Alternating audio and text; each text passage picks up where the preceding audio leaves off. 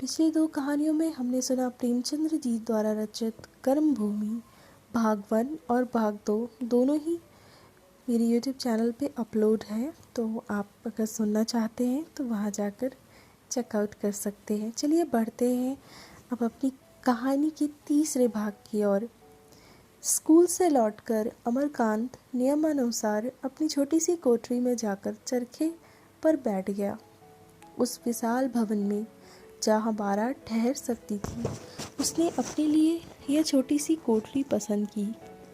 इधर कई महीने से उसने 2 घंटे रोज सूत काटने की प्रतिज्ञा कर ली थी और पिता के विरोध करने पर भी उसे निभाया जाता था।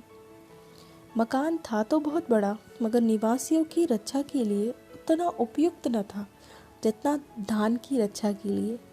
नीचे के तल्ले में कई बड़े बड़े कमरे थे जो गोदाम के लिए बहुत अनुकूल थे। हवा और प्रकाश का कहीं रास्ता नहीं। जिस रास्ते से हवा और प्रकाश आ सकता है, उसी रास्ते से चोर भी तो आ सकता है। चोर की शंका उसकी एक एक ईंट से टपकती थी। ऊपर के दोनों तल्ले हवादार और खुले हुए थे। भोजन नीचे बनता था, सोना बैठना ऊपर होता था। सामने सड़क पर 2 कमरे थे, एक में लालाजी बैठते थे, दूसरे में मुनीम। कमरों के आगे एक साइबान था जिसमें गाय बांधती थी। लालाजी पक्के गौभक्त थे। अमरकांत सूत काटने में मगन था कि उसकी छोटी बहन नैना आकर बोली, क्या हुआ भैया, फीस जमा हुई या नहीं? मेरे पास 20 रुपए हैं, यह ले लो, मैं कल और किसी से मांग लूँगी। अमर ने चरखा चलाते हुए कहा, आज ही तो फीस जमा करने की तारीख थी, नाम कट गया, अब रुपए लेकर क्या करूँगा? नैना रूप रंग में अपने भाई से इतनी मिलती थी कि अमरकांत उसकी साड़ी पहन लेता तो यह बतलाना मुश्किल हो जाता कि कौन है कौन वहाँ है। इतना अंतर अवश्य था कि भाई की दुर्बलता यहाँ सुकुमारता बनकर आकर्षक हो गई थी। अमर ने दिल लगी की थी, पर नैना के चेहरे का रंग उड़ गया। बोली, तुमने कहा नहीं नाम न काटो, मैं 2-1 दिन में दे दूंगा। अमर ने उसकी घबराहट का आनंद उठाते हुए कहा, कहने को तो मैं सब कुछ कहा, लेकिन सुनता कौन था? नैना ने रोष के भाव से कहा, मैं तो तुम्हें अपने कड़े दे रही थी, क्यों नहीं लिए? अमर ने हंसकर पूछा, जो दादा पूछते तो क्या होता? दादा से बतलाती ही क्यों? अमर ने मुंह लंबा करके कहा, मैं चोरी से कोई काम नहीं करना चाहता। नैना, अब खुश हो जाओ, मैंने फीस जमा कर दी। नैना को विश्वास ना आया, बोली, फीस नहीं, वह जमा कर दी? तुम्हारे पास रुपए कहाँ थे?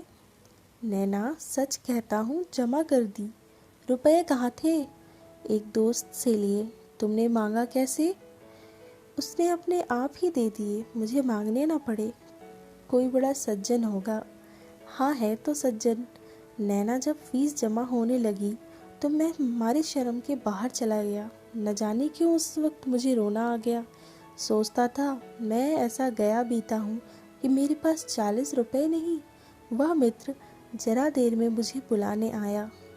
मेरी लाल आंखें देखकर समझ गया, तुरंत जाकर फीस जमा कर दी। तुमने कहा पाए ये 20 रुपए, यह न बताओगी? नैना ने भाग जाना चाहा। 12 बरस की यह लज्जाशील बालिका एक साथ ही सरल भी थी और चतुर भी। उसने ठफना सहज न था। उसने अपनी चिंताओं को छिपाना कठिन था।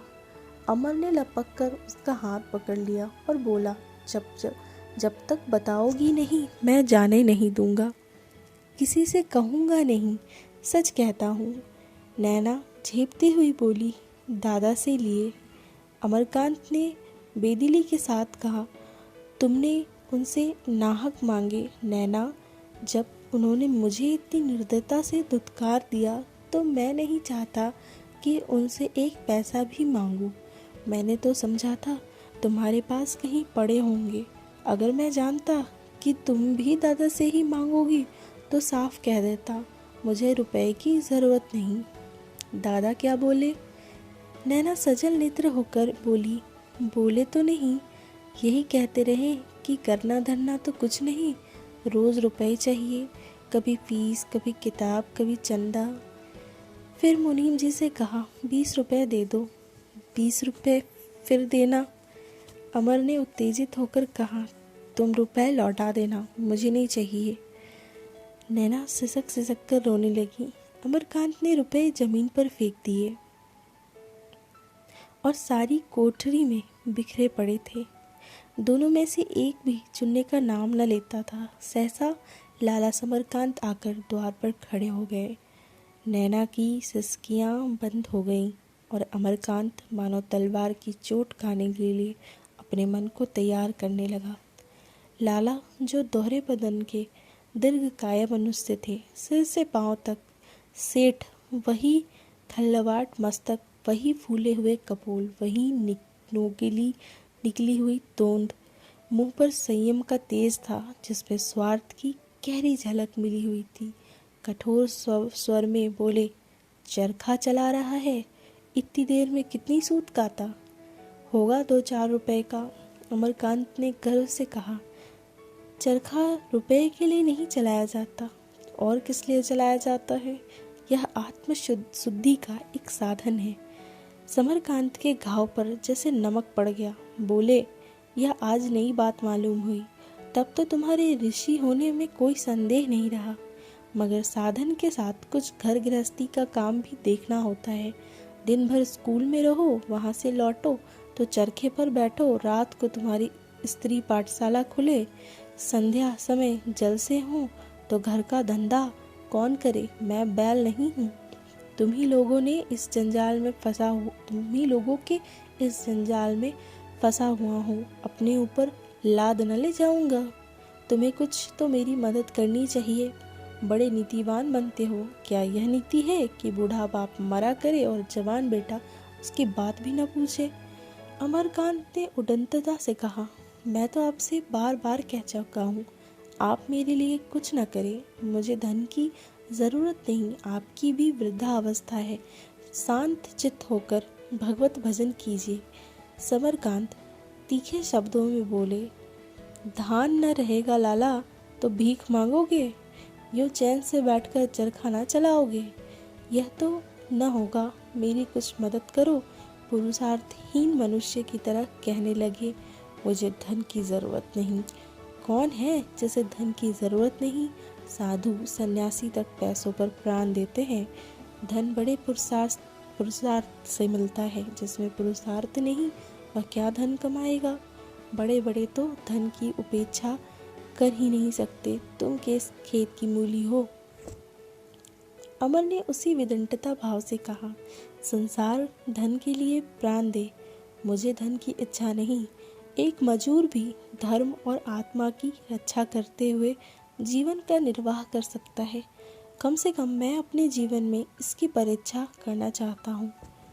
लाला जी को वाद विवाद का अवकाश न था। हार कर बोले, अच्छा बाबा, कर लो, खूब जी भर कर। मैं अपनी गाढ़ी कमाई तुम्हारे व्यसन के लिए नहीं लुटाना चाहता। लाला जी चले गए।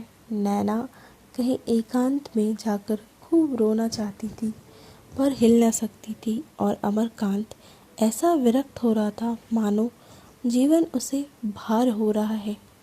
उसी वक्त महरी ने ऊपर से आकर कहा, भैया तुम्हें बहूजी बुला रही हैं।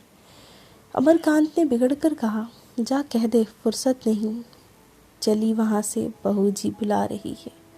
लेकिन जब महरी लौटने लगी तो उसने अपने तीखेपन पे लज्जित होकर कहा, मैंने तुम्हें कुछ नहीं कहा है, सिल्लो, कह दो अभी आता हूँ। तुम्हारी रानी जी क्या कर रही हैं? सिल्लो का पूरा नाम था कौसल्या। शीतला में पति, पुत्र और एक आँख जाती रही थी, तब से विक्षिप्त सी हो गई थी। रोने की बात पर हंसती, हंसने की बात पर रोती। घर के और सभी प्राणी, यहाँ तक कि नौकर चाकर तक उसे डांटते रहते थे। केवल अमरकांत उसे मनुष्य समझता था। कुछ स्वस्थ होकर बोल बैठी, कुछ लिख रही है? लाला जी चीखते थे, इसी से तुम्हें बुला भेजा। अमर जैसे गिरने पड़ने के बाद गर्द झाड़ता हुआ प्रसन्न मुख ऊपर चला। सुखदा अपने कमरे के द्वार पर खड़ी थी। बोली, तुम्हारे दर्शन तो दुर्लभ हो जाते हैं। स्कूल से आकर चरखा ले बैठते हो। क्यों नहीं मुझे घर भेज देते? जब मेरी ज़रूरत समझना बुला भेजना। अब की आए मुझे 6 महीने हुए। मियाद पूरी हो गई, अब तो रिहाई हो जानी चाहिए।